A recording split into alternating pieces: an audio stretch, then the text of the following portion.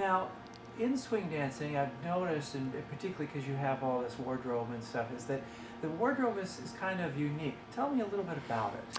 For many people who swing dance, the vintage lifestyle, the vintage clothing, it's all part of the preservation of what they love. So they want to dress, they want to dress the dance, they want to dance the dance, they'll live the dance, their home, their car, everything. Some people will take it to that extreme, but it's all about that preservation.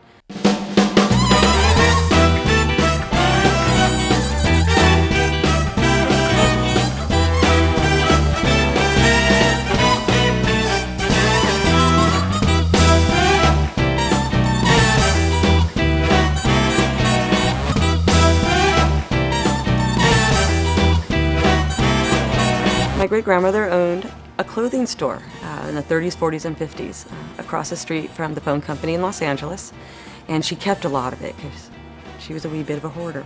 Since I was a little girl, she started giving me those clothes. So I started collecting vintage clothing when I was just in elementary school. By the time I hit high school, I was already wearing vintage clothing on a regular basis. I bought my first modern pieces of clothing when I was in my 30s.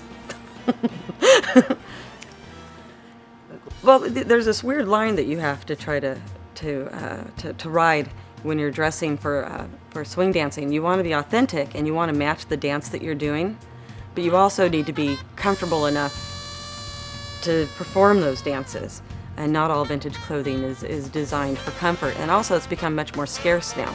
So you also have to ask yourself, what kind of dance am I going to be doing? How long am I going to be doing it? And can this dress hold up? It's funny, when I started swing dancing, I was just doing it for myself. And when I first started learning it in a more formal way, it was still for myself. I just wanted to learn to do it the way it was really done. Especially at the time, I did everything else vintage. Why don't I dance exactly the way it was done, to the right songs at the right moment? And falling into teaching and competing was truly an accident, which shows you that if you love something, other people can see that and it can end up taking you places. I didn't imagine myself doing it as aggressively as I still am. And what really surprises me is that although the trendiness of swing isn't the same as it was in the 90s, worldwide, swing dancing is bigger than it was when it first originally started in the 40s. It is bigger now than ever around the world.